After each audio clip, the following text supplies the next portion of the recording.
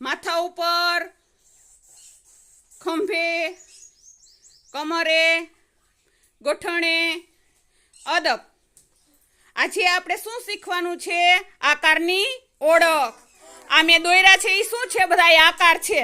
હવે હું એક પછી એકને કહીશ કે ચોરસના ખાનામાં ચોરસ મૂકો, ગોળના ખાનામાં ગોળ મૂકો, લંબચોરસના ખાનામાં લંબચોરસ મૂકો. હાલો એક પછી એકને હું કહીશ ને એ ઊભા થશે, જેનું નામ લઉં ને એ ઊભા થઈ અને આ ખાનામાં મૂકશે. હાલ ની સર, ગોળના ખાનામાં ગોળ મૂક. સરસ, બેસી જાઓ. ગ્રીવા, ચોરસ મૂક. ચોરસ કયું છે? સરસ.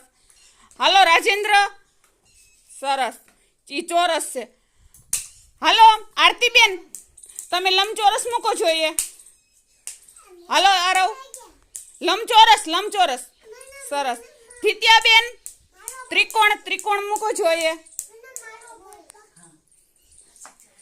પ્રિયંશીબેન, સરસ.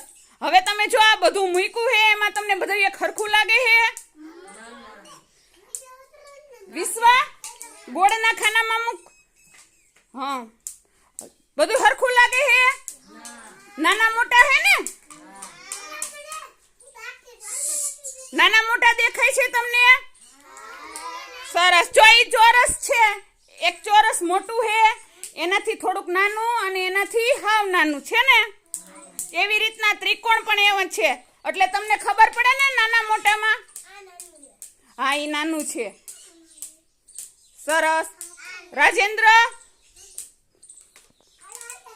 હવે તમને ખબર પડી આકારની ઓળખ વિશે?